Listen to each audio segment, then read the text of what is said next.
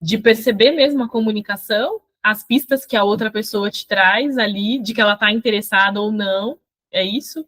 Tá. Já respondi. É porque eu imagino que entrou na segunda pergunta, meio que sem entrar na Aí eu segunda pergunta. aproveitei. Eu vou só dar a resposta completa que eu ia comentar a respeito disso. É Sim. que o meu maior problema num relacionamento é literalmente entrar num relacionamento. Simplesmente eu não percebo, eu não tenho a questão de leitura corporal, linguagem corporal minha é basicamente nula. Uhum. Então, e quando eu percebo alguma coisa, ou eu percebo errado, ou eu duvido, porque ou eu só acho que a pessoa está certinha demais, acho que a pessoa é certinha demais, ou pelo contrário, eu não imagino que a pessoa vai pensar desse jeito. E disso, basicamente eu nunca tenho oportunidades. E depois disso, acho que outro problema, pelo menos uma dificuldade grande, seria na leitura e em entrar no negócio, mas a própria questão de comunicação com a pessoa, porque eu vejo, não apenas entre autistas, mas em todo mundo, eu vejo que eu acho que o maior problema de qualquer relacionamento é falta de comunicação. E Sim. daí as pessoas insistirem em relacionamentos que às vezes não deveriam ter acontecido, basicamente. Que a pessoa só quer insistir naquilo, fica, tá tranquilo desse jeito, e daí a pessoa mantém um relacionamento que no final das contas não era muito saudável. Uhum. E nesse sentido, eu acho que comunicação é tudo, tanto para você saber que é uma coisa para você ser duradoura, ou mesmo para saber se não, aquilo não é para mim, vamos para a próxima pessoa, querendo ou não. Entendi. Legal. E vocês querem compartilhar? Vocês acabaram falando um pouquinho de situações, ou tem alguma outra experiência em relação a isso que vocês gostariam de compartilhar? Desculpa, Carolina, eu tô um pouco desregulada hoje. Tá. Não De tem. novo, eu perdi de novo do que a gente tá falando agora. Tá, a gente falou primeiro sobre a questão do estereótipo. Aí, como vocês começaram a trazer as dificuldades em se relacionar, eu já aproveitei que seria a pergunta 2, que seria o que é mais difícil para vocês nos relacionamentos. E aí, como vocês foram falando naturalmente, eu não formalizei a pergunta. Ah, tá. Aí já ficou como respondido. E aí a terceira seria se vocês querem compartilhar alguma experiência que foi significativa ou alguma coisa que foi difícil na hora de se relacionar com um parceiro, uma parceira, enfim. Eu acho que a parte de paquera, vamos dizer assim, eu concordo com o Antônio e com o Tony, a gente não percebe. Você vê que, né, mesmo eu estando de um lado, eu tô falando isso porque, né, todos os relacionamentos que eu tive foram com homens, foi hétero, né? Então, mesmo eu estando de um lado e eles do outro, a gente não percebe, assim. É, isso na parte de paquera. Falando de relacionamento, para mim, assim, ter o diagnóstico e estudar sobre o autismo, o TDAH foi muito importante, porque, primeiro, eu percebo que a previsibilidade é muito importante. Então, eu não me importo que você atrase, Carolina, desde que você me avise, sabe assim? Você tá saindo de casa, você viu que você vai atrasar? Não tem problema, só que você me avisa. Olha, Mar, eu tô saindo agora de casa, talvez eu atrase 15, 20 minutos. Tudo bem. Agora, por exemplo, você sai, você atrasa, deu às 8 horas, porque eu estava desesperada, porque eu ia entrar 2 minutos antes das 8, por conta de tudo aquilo que eu falei, eu atrasei um pouquinho. Mas aí deu 8, 8h10, 8h20, você não apareceu, você não fala nada, e assim, a gente combinou amanhã, então amanhã tá combinado, meu dia tá fechado para isso, sabe? E aí isso fica parecendo controle. Num relacionamento, fica parecendo que você quer medir, você quer saber tudo da vida do outro, você quer saber por que que foi, porque não é isso. Eu preciso saber assim, olha, a gente vai jantar, não vai? Posso marcar aqui que a gente vai jantar, sabe? É mais ou menos isso, sabe? Eu gosto de saber se chegou bem, gosto de saber se todo mundo chegou bem, sabe? Tanto que a gente tem grupo, que às vezes eu participo de coisa de autista, que não é nem reunião específica de autista, e lá a gente responde, todo mundo chegou bem? Cheguei bem, cheguei, sabe assim? Não é só de autista, não, mas todo mundo responde ali que chegou bem, a gente fica preocupado. Então, isso fica parecendo controle.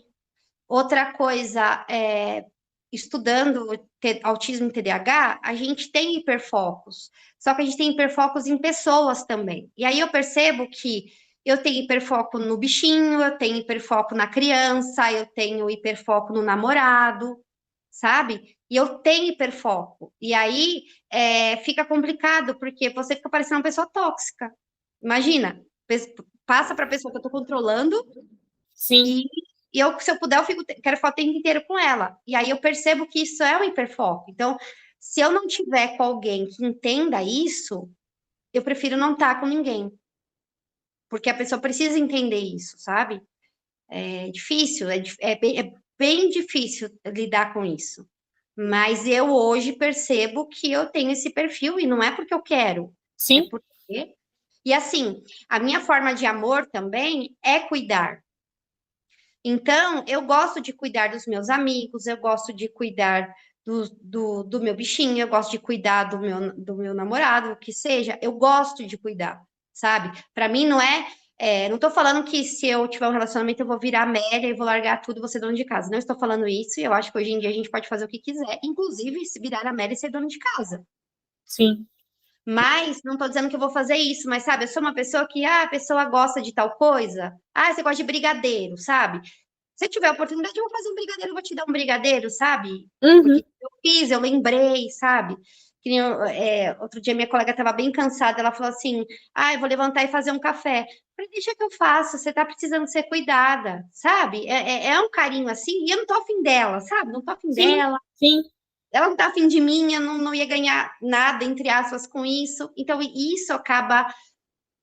Eu acho que a gente está numa sociedade também que isso não é mais aceito, sabe? Você ser verdadeiro, você demonstrar afeto. afeto, que você gosta, que você admira, sabe? Por exemplo, esses dias a gente está fazendo um negócio no Criadores de Conteúdo da Unifesp, que eu até, não sei Antônio, se você ouviu, na reunião passada, que eu falei que a sua mãe tinha que participar também, que a sua mãe é engraçada.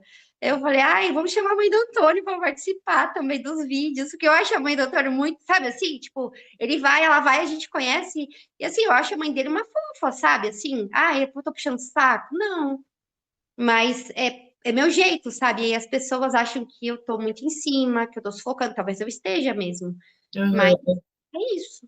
Mas a amizade também é uma forma de amar, né? E cuidado também é uma Perfeito. parte do amor, né? É que eu acho, concordo com você, eu acho que hoje em dia a gente perdeu muito disso, né? Até com essa questão que a gente é muito imediatista, que a gente faz tudo muito correndo, então a gente estranha quando alguém fala assim, eu vou fazer um chá para você, tipo, antes, tipo, porque é uma coisa que tá na presença, né? Você tá me dando um chá, você tá sabe? É bem isso mesmo. Maísa, sabe que uma coisa que a sua fala também me lembrou?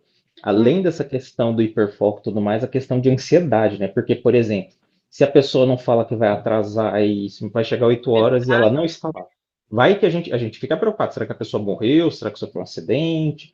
Será que está tudo certo? Então, é uma questão também somada com a ansiedade em si, né? E, sim. querendo ou não, tem pessoas que sofrem mais com isso do que outras. Eu, pessoalmente, tomo os medicamentos para ansiedade. Nem queria tomar, mas Uhum. infelizmente tomo, e até sinto que isso me neutraliza como pessoa, porque os medicamentos que eu tomo fazem eu me sentir um ué. Simplesmente não sinto sensações, eu me sinto uma pessoa emocionalmente amortecida, vamos dizer assim. O que é um Entendi. problema também, porque, por exemplo, no meu relacionamento, quando eu tive, era uma situação em que era um relacionamento à distância, e por causa disso, era aquela questão de contato pelo WhatsApp, ficar conversando. E eu sou uma pessoa que cansou, vamos dizer assim, de WhatsApp. Se você for ver meu WhatsApp, tá lá 999 mensagens não lidas, que é o máximo que apresenta lá, porque eu simplesmente não dou conta. E tem pessoas que viram vítimas disso e involuntariamente. Eu simplesmente não estou com aquela energia e somado com a minha, vamos dizer assim, falta de ansiedade, de simplesmente não ver a relevância de. Tipo assim, eu consigo intelectualmente perceber, mas eu não tenho aquele emocional falando, meu Deus do céu, alguma coisa está errada. Eu tenho que mandar mensagem, por exemplo. Uhum. Isso, então eu até falo que o medicamento pode até fazer mal para o relacionamento. É que o outro também pode interpretar que você não está interessado, de repente, se você não está disposto a Ou a responder. pessoa perde o interesse também, porque se não está Também, tendo a comunicação, perde. E, sim. ó, e olha que irônico. No nosso último encontro, a gente tem uma colega nossa em comum, né, que estava lá e acho que ele perguntou, sei lá, eu falei, não, ela tá aí, não sei o quê. Aí o Antônio fez assim, mas acho que ela tá com raiva de mim, porque ela não me respondeu as últimas mensagens.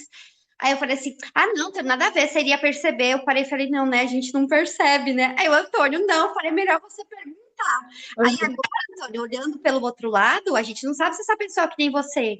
Ah, eu já não tô afim, tô sem energia para responder e foi, ó, você foi lá para baixo.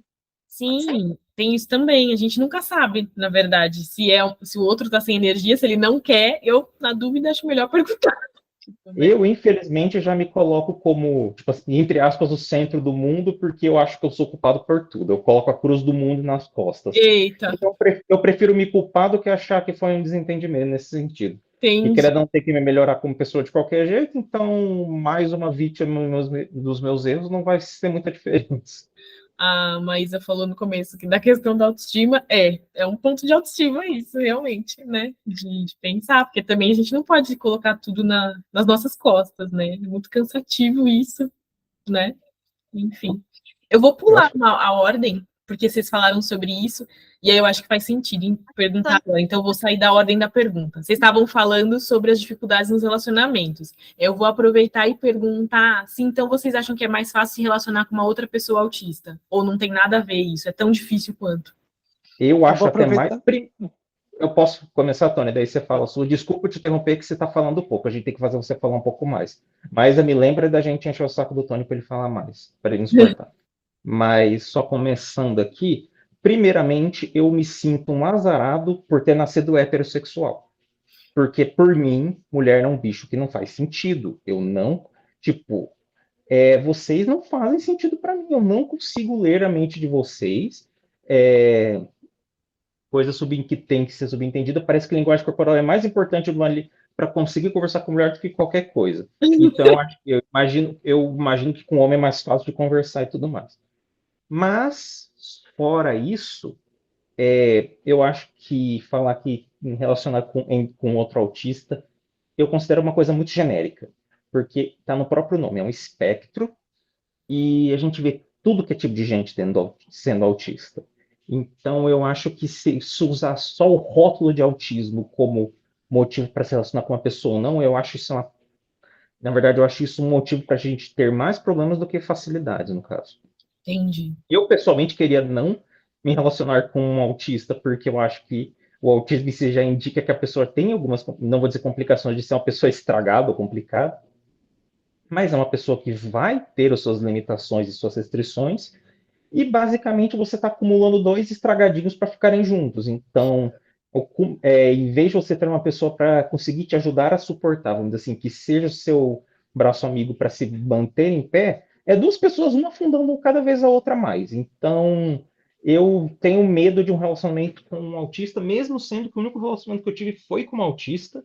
E nesse sentido, eu tentava fazer o meu máximo possível, mas eu via que eu, infelizmente, não consegui ser a pessoa ideal nesse sentido. Ela me apresentava que eu tinha minhas qualidades e tudo mais, mas mesmo assim,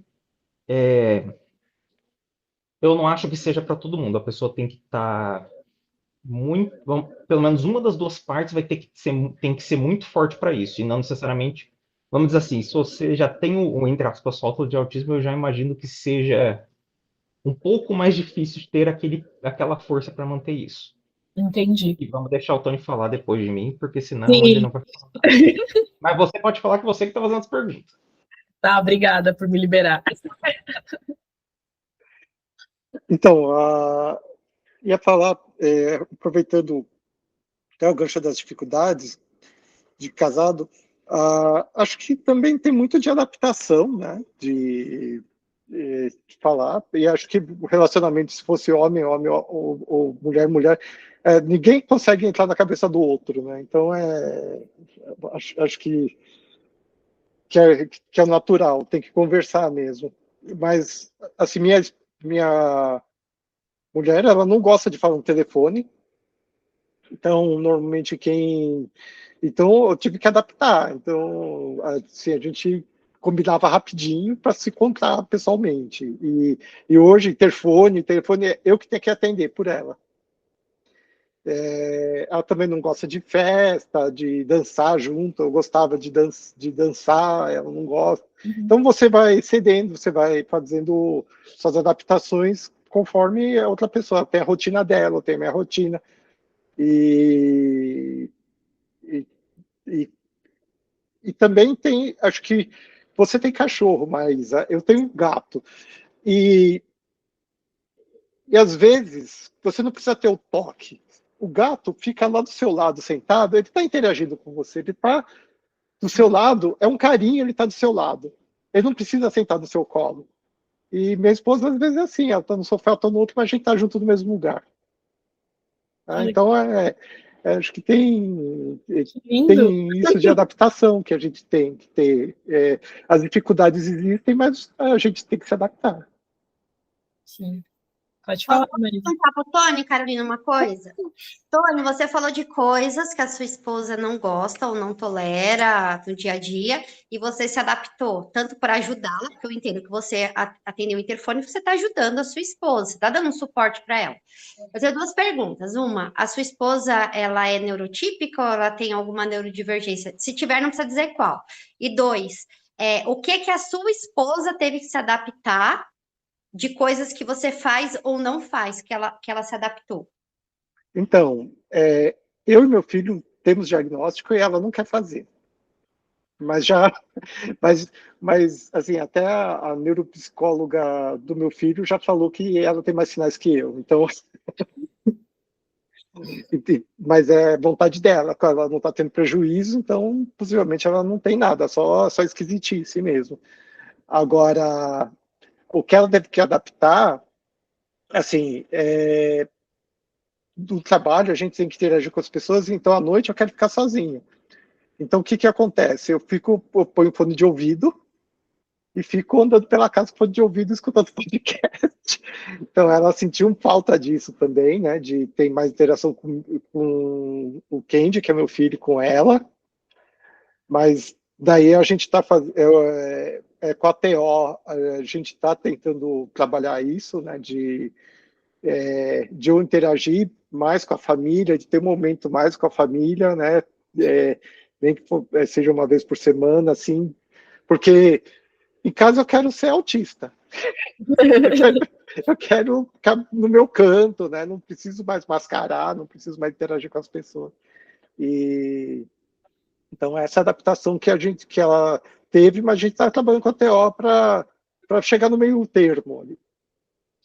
Olha que coisa, meu marido faz a mesma coisa. Não tem diagnóstico, tá? Por enquanto. Enfim, ele desconfia de TDAH, mas ele nunca se submeteu a uma avaliação, né? E ele chega em casa e ele quer ficar no fone. Ele quer pôr fone de ouvido, mas ele quer para ficar ouvindo música o tempo todo. E a gente não aguenta ficar aqui ouvindo música o tempo todo quando ele tá em casa. Então, é meio que a gente estabeleceu alguns combinados. Então, tipo, também para ele não perder a interação com a família, vamos dizer assim. Então, ok, ele pode pôr o fone, ele concordou, né? De enquanto ele tá lavando louça, ele tá com fone e tá escutando, né? Parou esse momento, então ele tá interagindo com a gente, né? Mas só para dizer que precisa ter a adaptação dos dois lados. Eu também já tive que fazer adaptações, vamos dizer assim, de coisas que, tipo, que para mim também não são legais, eu não gosto. E aí é meio que uma troca, né, ali, para manter a relação. E isso é um relacionamento, né? Porque Exato. todo mundo tem que ceder alguma coisa, porque senão se ninguém ceder nada, ninguém nunca vai se relacionar no mundo. Exatamente. E até que vocês estavam falando sobre comunicação, né? Tipo, a previsibilidade. Tipo, meu marido se atrasa muito. Tipo, eu lembro que uma vez a gente namorava, ele se atrasou 2 horas. Eu achei que ele já estava morto nessa hora, tipo, e não falou, não avisou, agora ele, ok. Mas assim, foi muito estressante para mim, tipo, lembro que eu falei, não tem mais passeio hoje, tô indo para minha casa, nem precisa vir mais, tipo.